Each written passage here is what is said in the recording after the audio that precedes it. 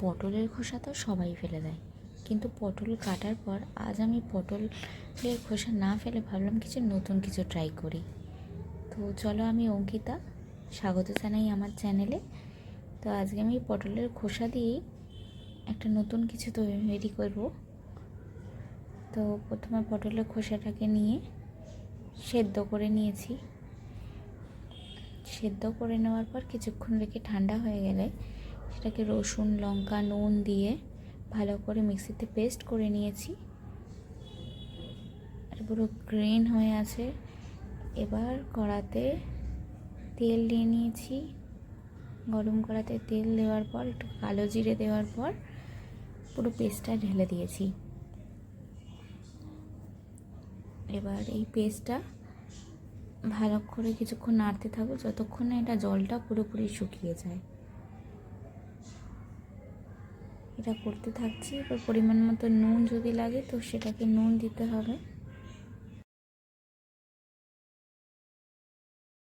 আর এটাকে ততক্ষণ ফ্রাই করতে হবে যতক্ষণ না পুরোপুরি জলটা শুকিয়ে যায়। দেখতেই পাচ্ছ, এটা আমরা নাড়তে থাকছি যাতে পুরোপুরি জলটা টেনে নেয়। তো এটা অলমোস্ট জলটা শুকিয়ে গেছে, আর একটুখানি হলেই হয়ে যাবে। তো এরকম তোমাদের নতুন নতুন কিছু রেসিপি আমি দিতেই থাকি। তো এরকম কিছু রেসিপি পেতে চাইলে ইউনিক কিছু, আমার চ্যানেলটাকে সাবস্ক্রাইব করে রেখো। লাইক, শেয়ার, কমেন্ট করতে ভুলো না। আর কমেন্ট করে অবশ্যই জানিও যে এটা তোমাদের কেমন লাগলো। সবাই খুব ভালো থেকো। তো চলো, এটা অলমোস্ট হয়ে গেছে।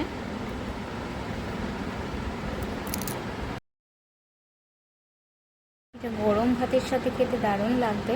তোমরা ওটা অবশ্যই ট্রাই করো। এরকম নতুন কিছু ইউনিক রেসিপি নিয়ে আবার আসবো। ততক্ষণে আমার ভিডিওতে বেল আইকনটা বাজিয়ে দিও।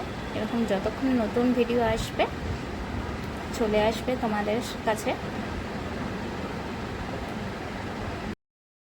গরম ভাত দিয়ে এটা আমিও ট্রাই করলাম। দারুণ হয়েছে, দারুণ লাগছে খেতে, ফাটাফাটি। তোমরাও ওটা ট্রাই করে অবশ্যই জানিও। সবাই খুব ভালো থাকবে। Thank you.